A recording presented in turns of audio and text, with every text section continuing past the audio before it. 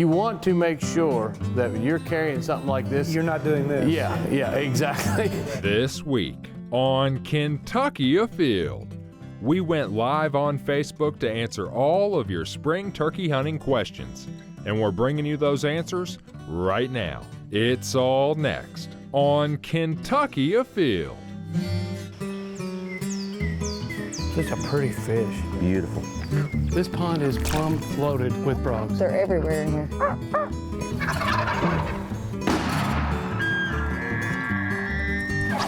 Yeah, this is a good fish right here. Really good fish. Come here, girl. Hey, boy. That's a big rabbit. Nice job. Yes! Yes! My first muskie. Mercy, Leo. Yeah, look at it's a keeper. Here it goes. Boom! Wow, that happened fast.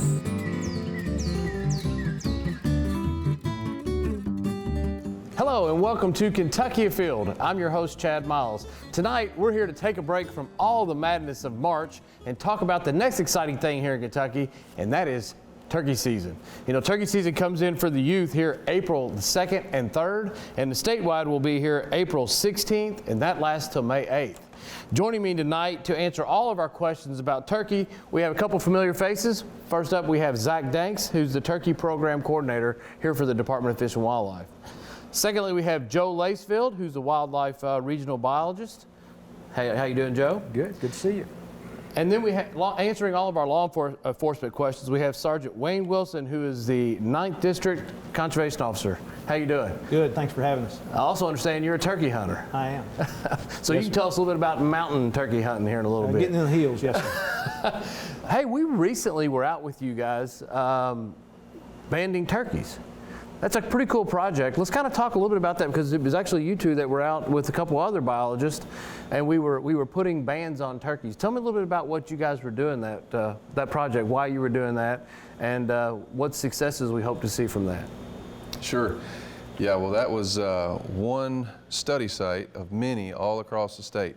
So our regional biologists like Joe here put in the hard work before we got out there of getting permission from the landowner, finding turkeys, finding where they are, finding a suitable site to set up and trap so that we could come in and have the fun day. But the purpose of the project is really to help us understand the one thing we can control, which is our hunting regulations and the harvest pressure we put on our turkey population.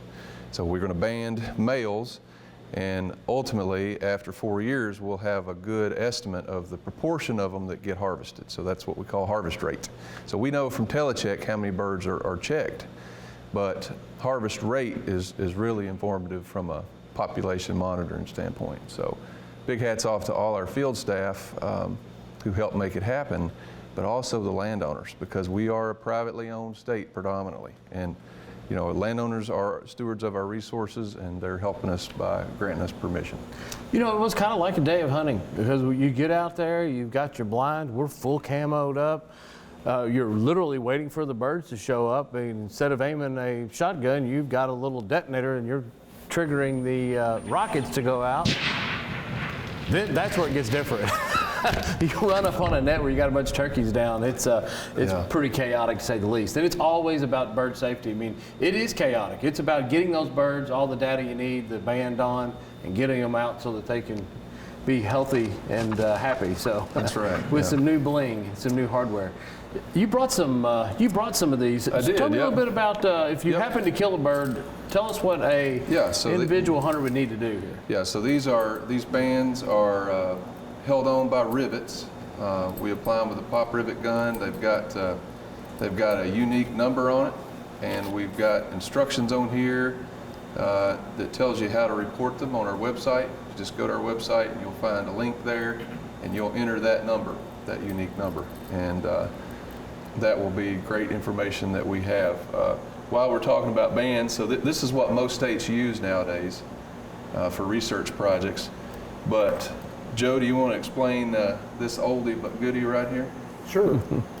This is a band that I harvested on my first longbeard in 1990, and it was likely the first turkey was killed in Henderson County, and it had been released 7 years earlier as a jake, so it was an 8-year-old bird.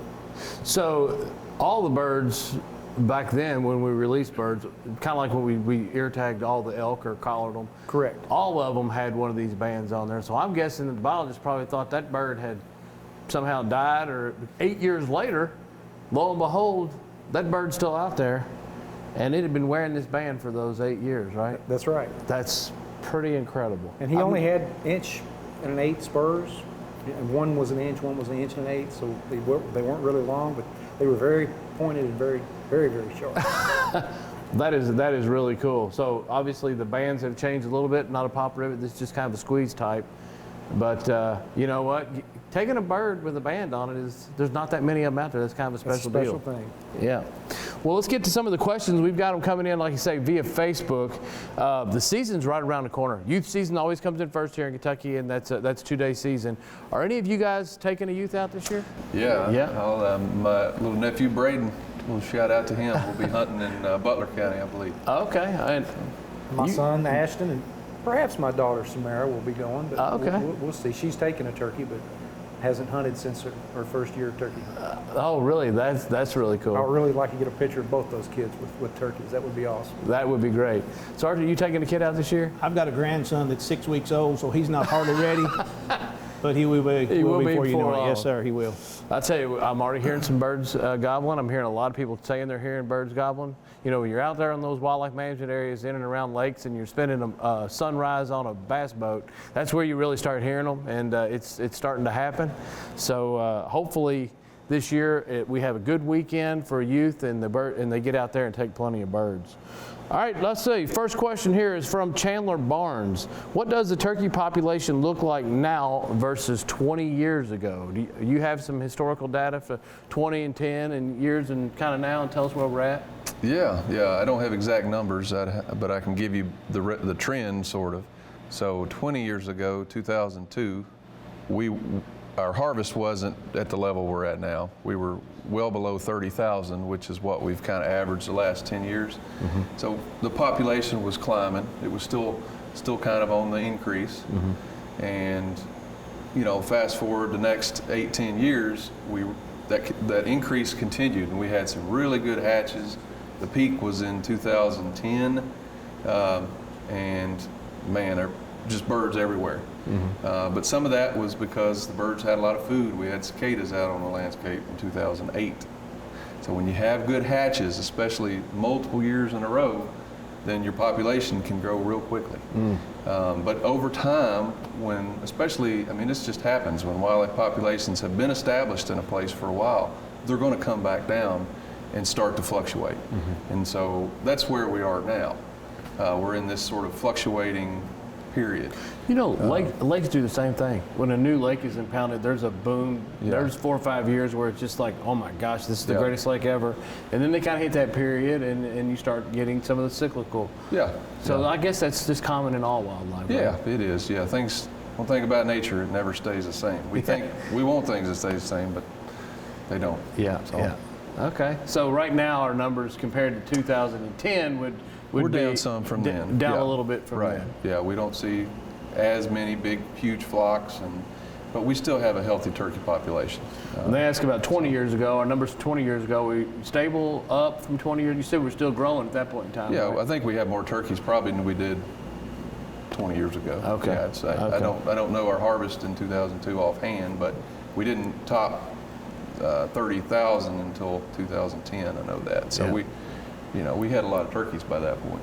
You know, it sounds like the turkey season is a long period of time, but you only get your 2 birds, and weather it can be so dependent, because unless you've planned your time off, you're going to try to hit weekends, and you get a bad weekend.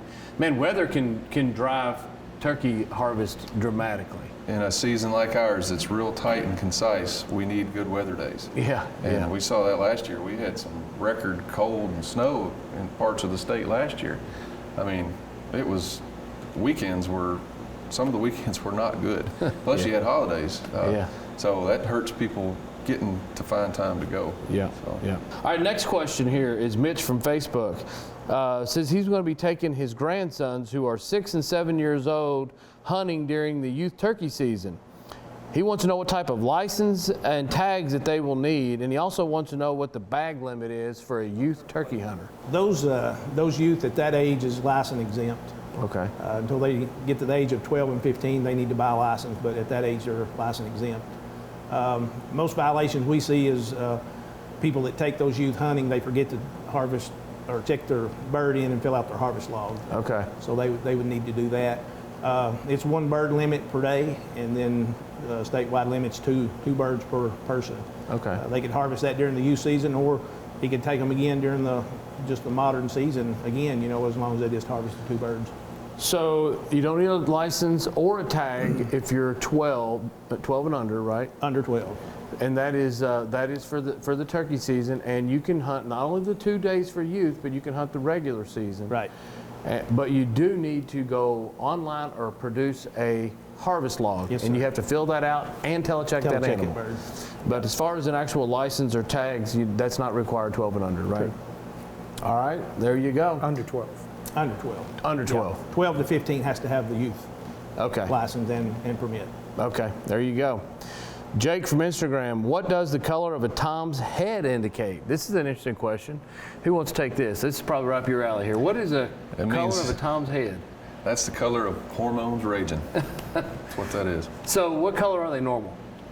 Oh, they're kind of a bluish, whitish anyway. Gobblers more so than hens. That bluish gray. Yeah. Gobblers are going to be more whitish, but it really turns on red, white, and blue. It just means that gobbler he's feeling it. Yeah. It's that time of year, and lots of, biologically he's at his peak and wanting to reproduce. So that's when their heads really get bright. Yeah, and that can, Joe can tell you from times we've had these birds come, and hunters know, these decoys sometimes it can just, in an instant, it can totally change their Mood. Their You mood. can see Yeah. their attitude change.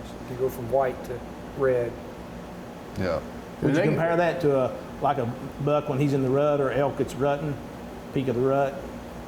He gets wild-eyed looking. Yeah, oh yeah. That's what a gobbler Yeah. gets. All right, we have a question here from Alex Carter. This is an Instagram question. Are there any new laws, updates that we need to be aware of that pertains to turkey hunting this year? Not that I'm aware of. Okay, so nothing new. If you knew all the rules and regulations last year, you're all set. Just the dates change. That's it. I would highly recommend getting the hunting guide. I think Yep. we've got one there, Yep. and definitely reading that and being up to date on that before I went to the field. Yeah. Yeah. Familiarize yourself with the hunting guide. You can pick this up at many of your local hunting and fishing stores, anywhere that sells ammunition or licenses.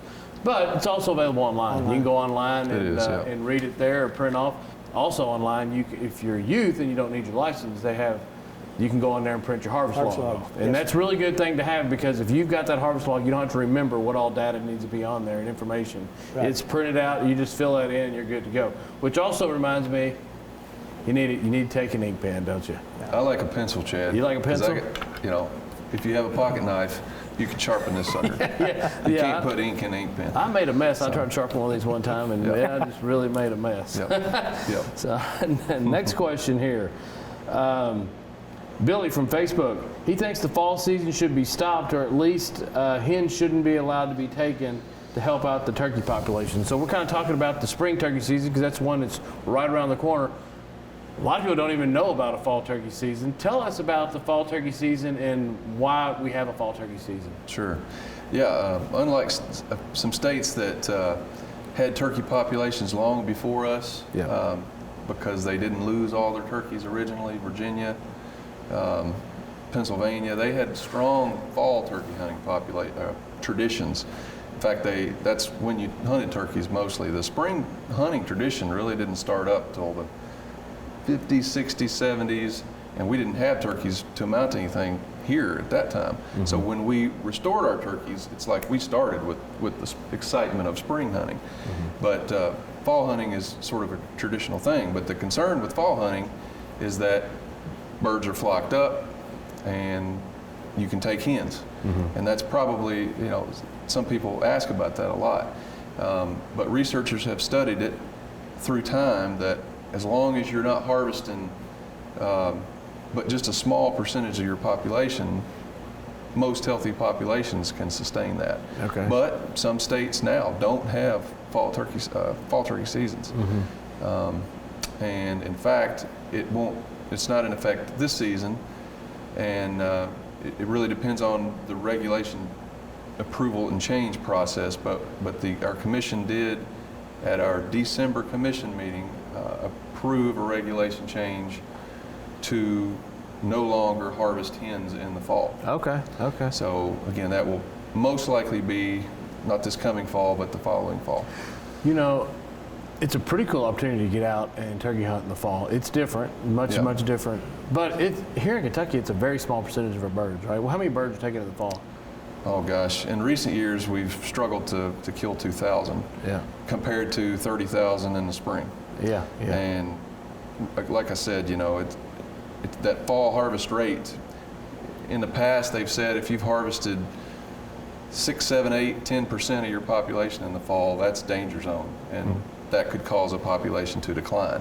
But we are very, very far below that because fall hunting is just not that popular now. So pressure on the population in the fall is just not that great. But again, the commission, out of abundance of caution, has moved to reduce harvest pressure further, because about 60% of our fall harvest, 60% of those 2,000 birds are female birds, are checked as females. So with the rules and regulation changes, I mean, currently now, we're talking about a season where you can take birds this upcoming fall in 2022. The season will be open. Out of those birds that you're giving me the numbers, a couple thousand birds. It seems like a lot of people that are archery hunters that are deer hunting, once that opportunity becomes available, may try to take a bird with a bow. Is that also going to be taken away as far as hens? It'd be Yeah, it'll gobblers be only? across the board, regardless Okay. of equipment type. Yeah. So that's something that if you are an archer and you have that fall turkey tag and you're considering it, not for this year, but keep up with the rules and regs, because that may be changing. That's right. Yeah. Yeah. All right. Next question here is from Brandon. It's a Facebook question. Is there any concern that eliminating hen harvest in the fall and still being able to take 3 times a year, that we will end up with a ratio problem?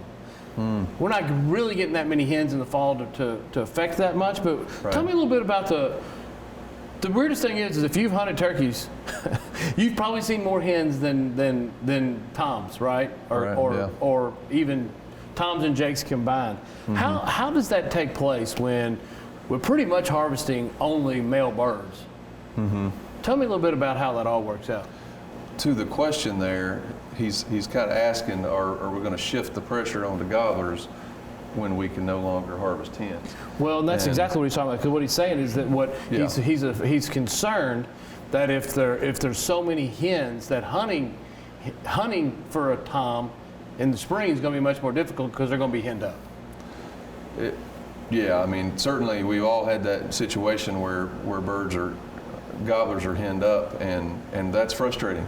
It is, and these guys can add their thought. My take on it is, well, that may be frustrating to you as a hunter in that moment.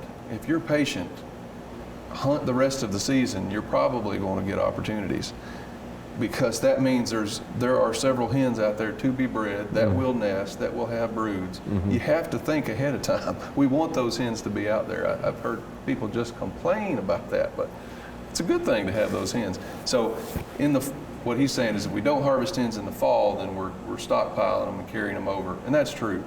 But again, currently we're not harvesting that many hens. But if you're worried about by not being able to harvest hens, we're going to shift that pressure on the gobblers. That could happen to a certain degree, but I don't expect it to be great. Just because, again, fall turkey hunting is not that popular. Unfortunately, it is a great sport, but I mean, you guys have something to add there on it? It's just we don't have that many people pursuing it. Yeah. Having more hens means you're going to have more turkeys in the future. Yeah. So it's not a bad thing to have them in the spring. And if the gobblers are henned up, I mean, it's just nature's way of taking care of itself. You know, it's just the way it is. Like he said, patience.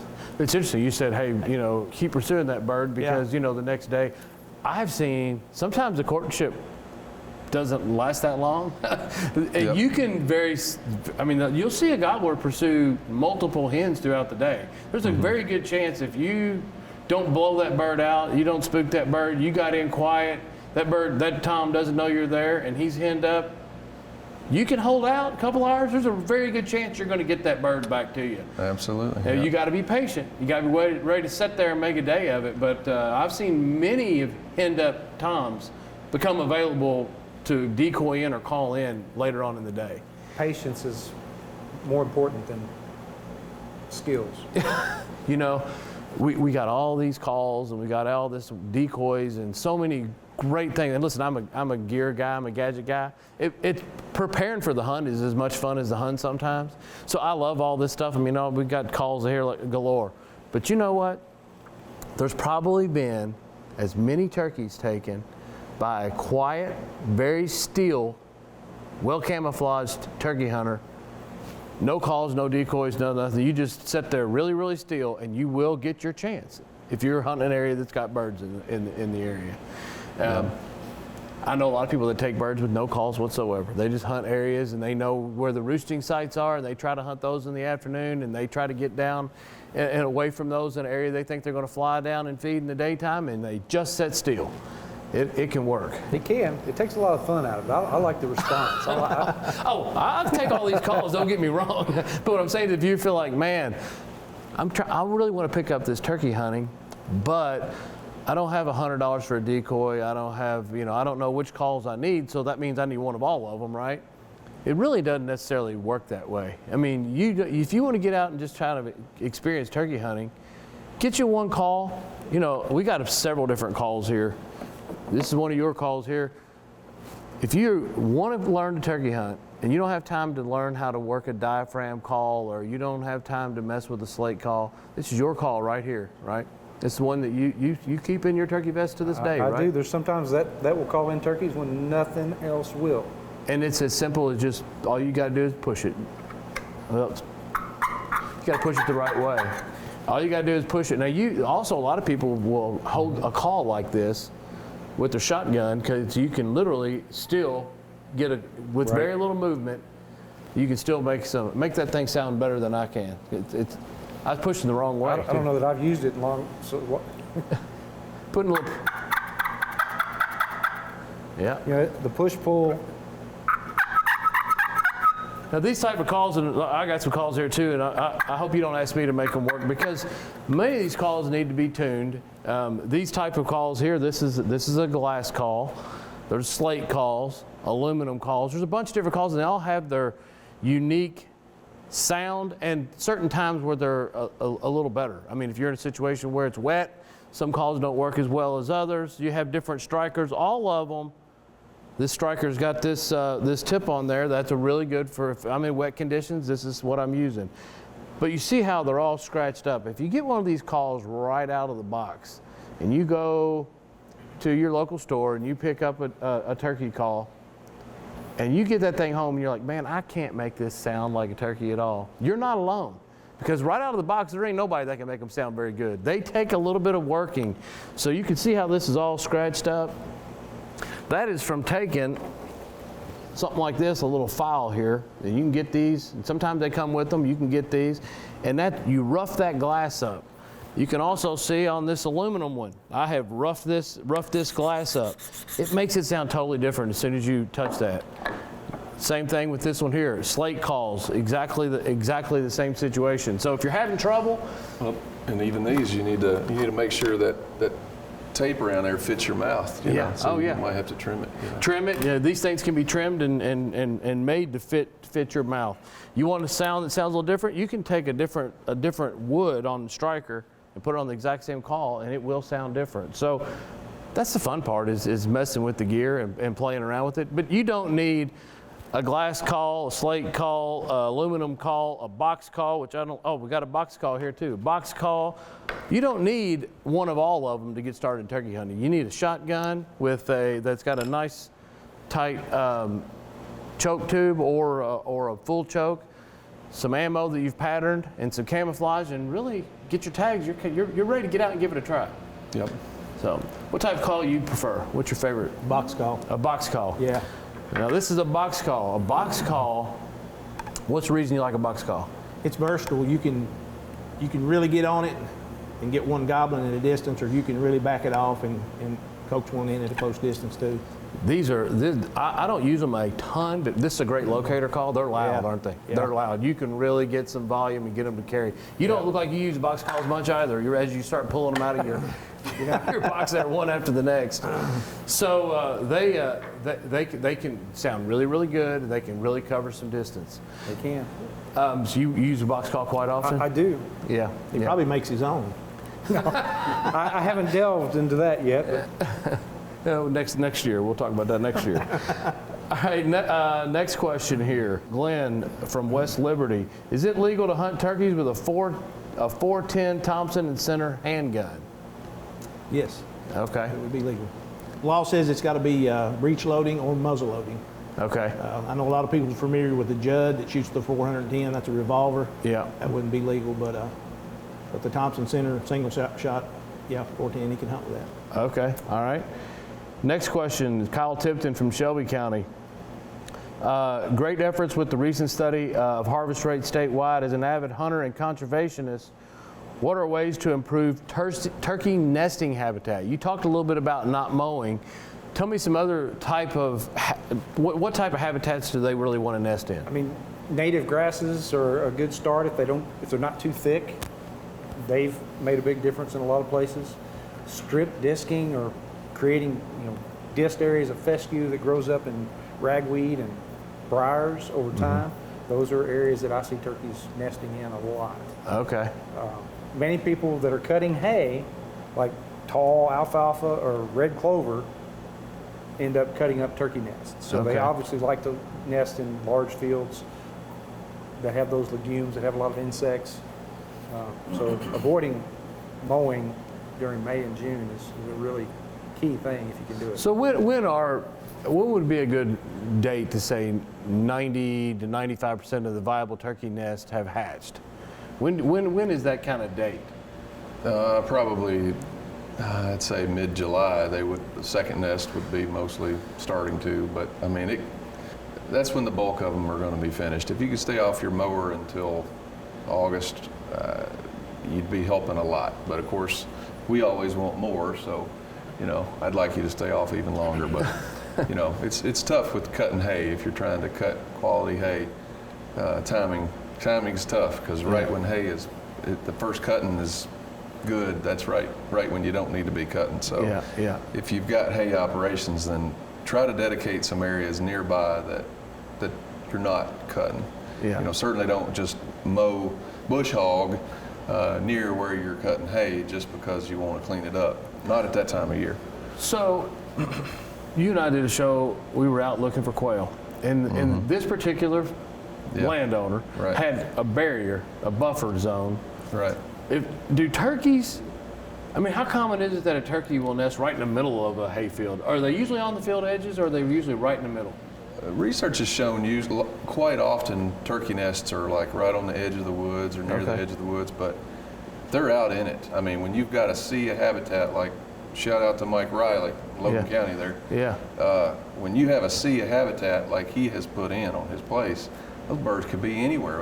How many turkeys did we move that day? Yeah. We bumped a good fall flock that day. So you again, as a landowner, you really want to take the advice of a biologist because he can help make your whole place better. Because one thing about it is I can give you statistics, but turkeys are turkeys, and they're going to be out in the middle of it sometime. You just want to hedge your bets whenever you can. And again, you got to raise a hay crop. That's a little different. You can still be done, but don't just be mowing to be mowing at that time of year. Okay. Next question, Peyton Hughes. It's a Facebook question. What is the best decoy combination? Man, this is a great question right here. Because I'm going to listen intently because it seems like it can change. It depends on how aggressive and hot that bird is. So what is your best turkey decoy combination?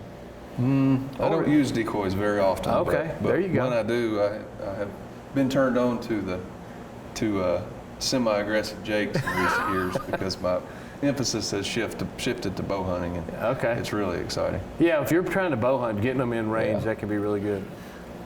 So I have more decoys than I ever needed.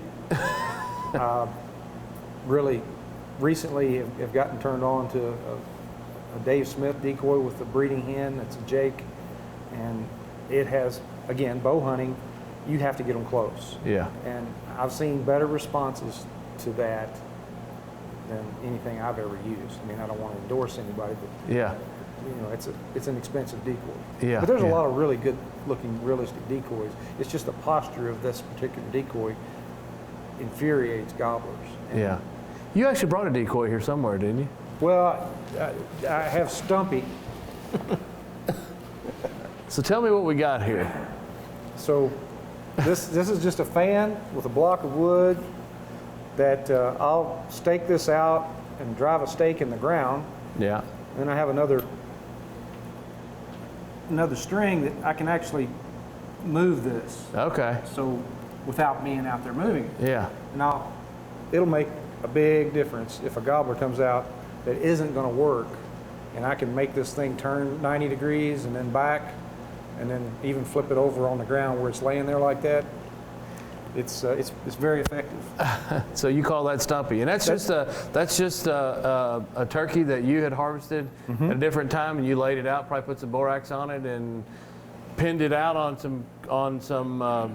How'd you do it? I don't. Well, I mean, it's just a fan like you would do a display. It's not quite spread as far as I would like. Yeah. But it is what it is.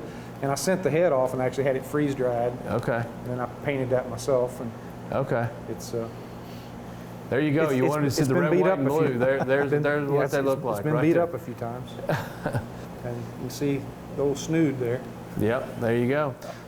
Sergeant, what type of decoys you like? I like the Jake. Yeah. Yeah, all around, I think the Jake's a good choice. Yeah, so you go with the Jake, and we usually use the Jake as well. We usually use the Yeah. Jake hen combination, but I will tell you, I have, if you've turkey hunted a long time, and you've had turkey hunters birds start working your way, and for whatever reason turn around, you immediately think that, wow, must have been the decoys. I have taken decoys out in the middle of a hunt many days, thinking for whatever reason that's not working. Probably not what it is, but it changes the game for me and keeps your confidence up and keeps you out there. So I do usually use a decoy, but there are days that we take them down or don't put them out at all. And if you're running gun style hunting, that it's one extra thing to carry. If I was carrying that, how do you get this in and out to? Well, again, I'm usually bow hunting. Okay. So I'm carrying it in and setting it up. I know that a lot of these bags do have a pocket or have something in there with some hunter's orange on it. You want to make sure that when you're carrying something like this, You're not doing this. Yeah, exactly. Exactly. You want to make sure Yeah. that you've got some hunter's orange, because reaping, turkey Right. reaping is something that's become very, very, very popular. Give us a demonstration of what turkey reaping is now that you got that in your hand. So reaping is getting on birds that are in open fields that can see a long ways off, and you can conceal yourself with a fan or a decoy such as this and present it to the birds. They'll let you get very close and they'll charge you Yeah. sometimes. But again, you need to make sure you're the only person there. If you're hunting I would never do that on wildlife management area. You couldn't pay me enough to go do that, and I wouldn't do it on a piece of property that I had any trespassing issues, because you were trying to make yourself small and look like a bird. Right. Well, that's so realistic looking. If you're down behind it and you're coming in like this, you look like small like a bird. And there's other hunters out there. I mean, you could be asking for trouble. So be very cautious with that. It is potentially very dangerous. Yeah, yeah. But it can be very successful. I've had to do self-defense before. With the birds coming at you. They were coming at me so hard it scared me. Oh man, that's interesting. All right, next question here is from Instagram question from Sean Holt. What do you attribute the declining turkey population in the southeast United States to? So we talked a little bit about the little bit of decline. It is taking place. We've definitely talked a little about that, and it's taking place at a lot of states in the Southeast, not just here in Kentucky, but a lot of other states are also experiencing some declines. I know you guys have times where all you turkey biologists get together and you talk about kind of what's going on and what you're seeing. Tell us a little bit about what you guys are discussing. Yeah, so it's actually not just the Southeast, it's also the Northeast and the Midwest. I mean, you think about it, we're several decades beyond when most states started their turkey restoration programs. I mean, a lot of states were capturing, releasing birds about the same time we were. And nobody knows for sure, but we all know it's probably complex in a variety of things. What we know is turkeys aren't reproducing at the level they did in the 80s, in the early 80s, 90s, when our population was shooting up really fast. We've kind of come down to a lower reproductive level, and that's all across the Southeast. We've seen this decline. Now, we're not just continuing to go into the ground. What's happening is we've come down from the levels we saw in the 80s and 90s, and now we're doing this big hiccup and fluctuation. What's causing that? Well, one thing that has not changed, I mean, as a teenager, I read George Wright's writings about it, that one of the most important things is that weather we get around the hatch period. I mean, because that can directly kill poults, it can affect how predators smell poults. So that's critical, and that hasn't changed. So what else has changed? We don't really fully know, but in some places it's habitat. Some places it may be over-harvest, too much hunting pressure. Some places it could be disease. We don't know. We're looking at a lot of factors. But one of the most, I guess, rewarding parts of my job is getting to go and hear these other smart biologists from other states talk, and I can tell you that it's not one thing all the time. It's a variety of factors, but weather being very important, suitable nest and habitat, those aren't going to change. Those are important factors that we've got to be cognizant of, and that's why we're doing research with the banding project. That's to look at whether our harvest strategy, our regulations are set appropriately, because that's the main thing we can control. Otherwise, we're just trying to influence landowners to do their part, you know, and hunters to be responsible. So it's really, it's going to take a multi-pronged approach, but I can tell you that lots of states are studying it. If for your NWTF members watching, it was the magazine before last, it was a good story about the research being done across the country for turkeys, and so it's a concerted effort right now to try to understand more. Yeah, and you know, turkeys have they have a lot of things to battle right off the bat, from being you know, starting out in an egg. They have a lot of obstacles to try to overcome. What percentage of eggs laid turn into adult turkeys? It's pretty low. I think recent numbers out of the Southeast, I could be wrong spouting this out, but I want to say that, you know, nesting success is down around 40% or less, 30-40% now, and that's down from a few decades ago, and some of the first comprehensive research was coming out. So nesting success is lower, and brood survival is not great either. So Missouri's got a really nice poult survival study going, looking at things really comprehensively. We're hoping to get a second research project going that's going to study hens and where they nest and what percent are successful. And you know, but people talk about predators, and we do have predators. We've got a healthy bobcat population now.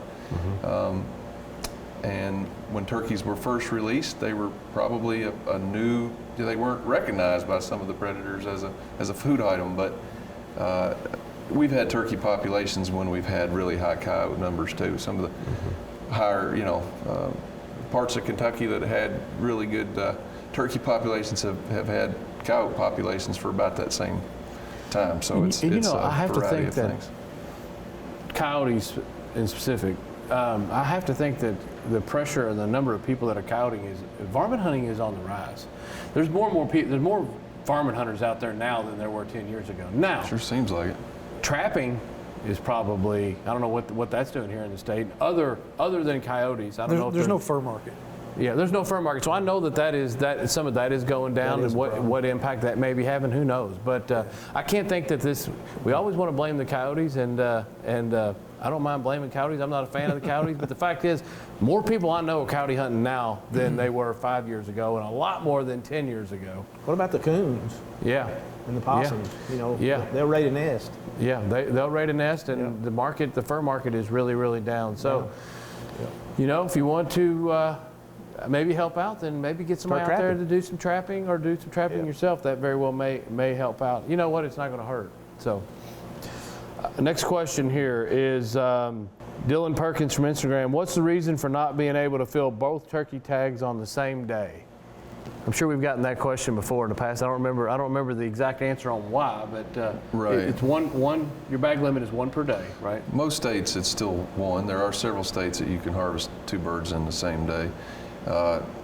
It started back when we were, again, just releasing turkeys, just starting hunting pressure, trying to be careful how much pressure we put on them. I think it's continued because, not just because it's tradition, but because we're trying to spread that harvest out, honestly. I mean, that turkey may come right, if you shoot a bird and there was a bird with it, that other bird that lived might come back to your property. He might not. He might fly on your neighbor and give him a chance. Yeah. I mean, you have to think about it sort of, you know, kind of holistically like that.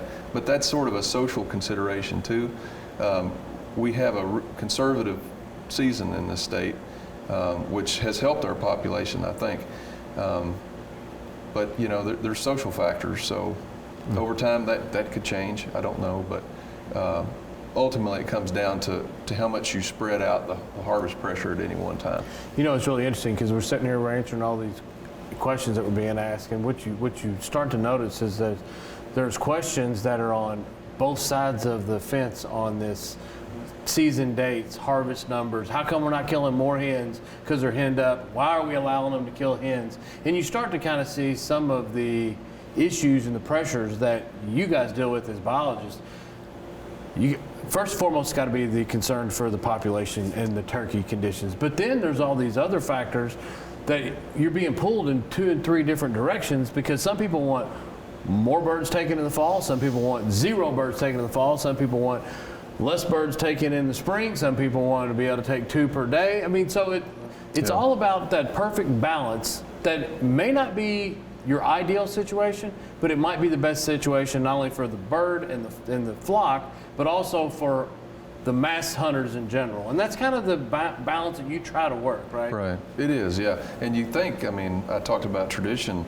You know, when Joe shot his bird in 1990 there weren't that many turkey hunters. I mean, not like now. Right. And people have gotten a lot better at turkey hunting. The pop-up blinds, you know, the decoy realist. I mean, we had feather flex type decoys that didn't really look like a turkey, but they worked. Yeah, oh yeah. You know, things have changed dramatically over the last 25, 30 years. Joe's such a good biologist. He only took that bird because there wasn't many birds on the landscape because he knew it was past its breeding prime. You knew it was an 8-year-old bird, and you go, it's time for this bird. Sure, I did. Hey, here's a familiar person. This is Brian Miles. I'm assuming it's my brother. He says, "What is the range for a travel distance of a normal male turkey? How far over a period of a year? How far can a turkey move?" And I know a little bit of kind of what this is all about, I'm guessing, right? Yeah, that's a good question. You know, generally in the summer, fall, they're not moving that much. I mean, maybe a square mile, give or take, is sort of their. But springtime comes, especially for jakes, when they're transitioning from being a jake to that first year. I mean, Joe can tell you an experience we had with a gobbler and moved quite a ways, you know. So how far did that one bird go? He went 8 miles from where he was on April 2nd. He moved 8 miles and was harvested. 8 miles. Open So day turkeys. you said that the range might be, you know, average for a period of year is Right, most of the square year. mile. How many acres? Right. How many acres is a square mile? 640. 640. And this turkey went 8 miles. So you start. But remember, he was a jake when we caught him. Yeah, And he's been hanging out in the, you know, same farm basically or two. But when the hormones started raging, you know, he's getting his butt whooped probably by, you know, experienced gobblers. He's trying to find new turf. George Wright, during his research days, I mean, he found that when he banded birds as jakes, they tended to move. I think on average it was, you know, a couple miles or something even. Oh, wow. I remember Attention. one, specifically, he said went 17 miles from where it was banded. It was crazy, Now, yeah. we'll tell you a personal story. I took Roy Grimes bow hunting turkey, and on a particular farm, and a Jake was in strut, and he shot, and his arrow just cut feathers right off its back. I mean, a racing stripe right across its back. Well, 3 or 4 days later, on a farm 3 air miles away, I called in 2 Jakes, and he killed one, and it was the same bird that he had cut feathers off of 3 days earlier. 3 miles in 3 days. So you start talking about the range then. It can be, you know, you said 640 acres for 1 square mile. Well, if that bird moved 3 miles, that's 3 times 3. You don't know which direction it's going to go. That's 9. Right. So you start talking about, well, you want to make sure you keep the turkeys on your property, then you got to own thousands and thousands and thousands of acres, right? Right. A couple of things though. So when gobblers don't move that much typically, and then George found that. I mean, it was less than a mile on average. That if you banded them, caught them and banded them as a male as a adult gobbler, they didn't yeah. move that much. But throughout the year, birds are going to move a lot. In the wintertime, they are going to start to move around because sometimes, you know, sometimes gobblers are part of the bigger flocks that you see. Yeah. Usually not, but they're on the periphery and they'll move around some. But it varies a lot, and it's really cool to think about how they move because most birds are pretty tight, but you know, some birds just move far. And hey, the landscape changes. Yeah, that's what I was going to say. Just because you don't keep the birds on your place all year round, and Joe mentioned earlier, you got to look beyond your boundaries, and so what your property is unique. You know, try to make it as good as you can, but keep your surrounding, the landscape in mind too, because you just may not be able to keep them there year round, but you can do things springtime, summertime to make it as good as possible to up your odds and help the population. That's what you're trying to do.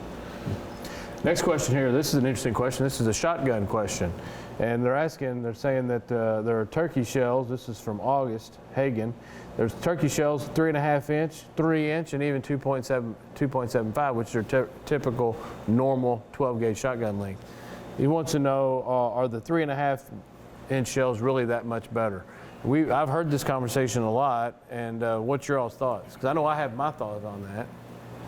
I think if a bird's 25 or 30 yards like it should be, it doesn't matter. It doesn't matter, yeah. And I would say that's probably right. Now, with that being said, I have some 3.5 inch shot, but I know people that their gun doesn't shoot a 3.5 inch shell near as well. They pattern better with a 2.75, and they're going to let the birds get in close. So you need to shoot that gun that you're shooting with that turkey choke tube and see what your gun's doing with that ammunition, because you might actually be doing worse with a bigger, that bruised shoulder the next day actually may have hurt you in more than one way. It may have hurt you harvest your bird as well. So don't feel like you need to buy the biggest shotgun shell made to harvest a turkey, because it doesn't take that much with a properly placed shot to take one down, right? Right, yeah. It really comes down to practice with your equipment, and you know, there's some really fancy loads that throw really great patterns nowadays, but turkey hunting can be dangerous. It can. That's one reason right there to keep range in mind. But wounding a bird. Yeah. If you shoot at a bird and don't recover it, you should feel bad. Yeah, about that. yeah. You should. Yeah. I've been It's there. probably hit. It's going to suffer. Yeah. And you just got to think about that. If you're trying that 60-yard shot, Yeah. It's just not worth it. Yeah. No, you're exactly right. Wait for another day. It's Wait a for bad them to work feeling. closer. Yep. Larry from Facebook, have we used any GPS tracking devices on turkeys here in the state of Kentucky? We have a few, yep. The research I alluded to earlier that we'll get started, we'll do it on a much, more intensively, but I've been fortunate to have Joe here help me catch some turkeys and put some of these things out. This is a props to Brett Collier, big-time turkey researcher at Louisiana State University. We've worked with him and learned how these things work. I mean, it is really fascinating to see how birds move when they're wearing these backpack transmitters. And the GPS technology is just amazing, Yeah. The technology we have now. It's still, it's not as glamorous maybe as like a high-tech spy novel or something might make you think. You have to work to get the data. It's but it is really neat. So we have done it, and that's how we. The bird that we said moved 8 miles got shot on it in a day. So that's how we knew it. But we would have been able to tell it even if it hadn't got harvested because we had that technology. So if you happen to take a bird that you find some foreign device on, you definitely want to reach out because For sure. Yep. we want to get the data off of the band number, and if it's got a backpack on it, we definitely want to get that information, right? Right. How many birds we have backpacked with on turkeys right now? Not many. Not Yeah. many. We were one area, pretty limited scale. I don't know how many Joe we're up to on that, but it's not many. But anytime the hunters find stuff like that, turn it in. Find out about that because that's done to help you have more turkeys to keep hunting. Yeah. That's the thing. Like you haven't done anything wrong. If you shot it, turn it in. Yeah. Oh yeah. And we'll talk it out. And don't freak out when you see the Louisiana contact on the backpack. Yeah. Oh yeah. That's Brett. So shout out to Brett. It's interesting because we get these type of questions all the time because it's part of wildlife management is understanding movement habits. Yeah. But also, that animal being hunted is also part of that animal being here in the state of Kentucky. If we're doing a mortality study and you pass on every single bull elk that you see has got a radio collar on it, you have now skewed the study. You want to take that animal, if it's something you were going to take regardless of when you see that collar on it, you're not going to see these backpacks on a turkey, but we want you to take it if it's a bird that got in range. We want you to take it because that's part of the study, right? Yeah, just do what you were going to do. If it's a legal bird and a legal situation, safe situation, and that's what you were going to do it. Then that's what you need to do. All right, I think this might be our last question here. Corey Williams from Shelby County. What are some good resources for a novice turkey hunter who's wanting to learn more about the sport? This is a great question. So where would you guys send a person that maybe doesn't have a mentor on hand that wants to learn more about turkey hunting? We guys do wanna some go first? workshops. Yeah. Those are great opportunities. What are the names of those workshops here for the farmers? There's Field to Fork events. Okay. We have some great folks. Becky Wallen is one with the agency. If you call our headquarters and ask about it, they'll put you in touch with it. It's really great. I mean, it takes the intimidation out of it from what turkey hunting is to how to prepare the bird, and so it's a really great concept. And I'm sure there's other information out there. So I think I would starting at our say info center would be a really good spot. That would be a great one. Another good resource. I got to plug the NWTF, the National Wild Turkey Federation.